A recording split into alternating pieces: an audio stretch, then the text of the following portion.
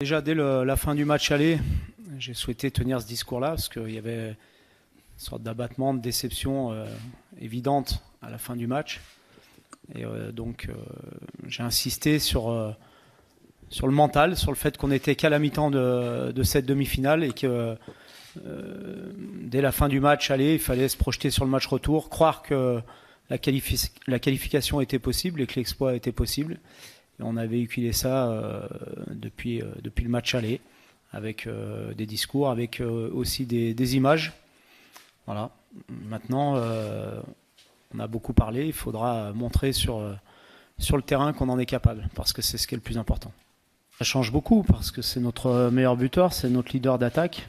Donc c'est une force supplémentaire pour l'équipe, parce qu'on sait qu'il est capable de marquer à n'importe quel moment. Il va accaparer aussi l'attention des défenseurs adverses, ce qui peut libérer des espaces pour d'autres joueurs. Et aussi pour notre équipe, pour la confiance, c'est important d'avoir son leader d'attaque à 100%. Donc ça change beaucoup de choses, surtout à domicile. Maintenant, il ne fera pas tout seul, comme il l'a dit d'ailleurs, très bien dit. On aura besoin d'un groupe, d'un bloc équipe, si on veut se qualifier. Est-ce que pour le match de demain, finalement, la maîtrise des nerfs peut aussi faire la différence? Ce sera un paramètre important. Je le pense.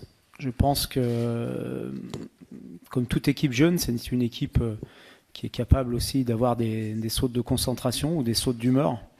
On l'a vu lors de leur match à Schalke, où ils ont eu un expulsé.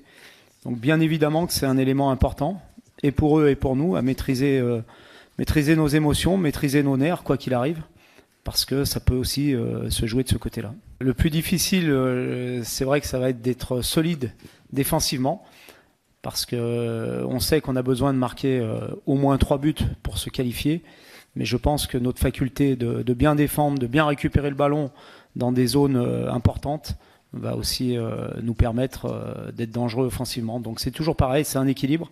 Il va falloir à la fois être capable de mettre beaucoup de folie quand on aura le ballon, mais aussi avoir un bloc équipe qui défend ensemble, qui défend en avançant, et une bonne organisation à la perte du ballon.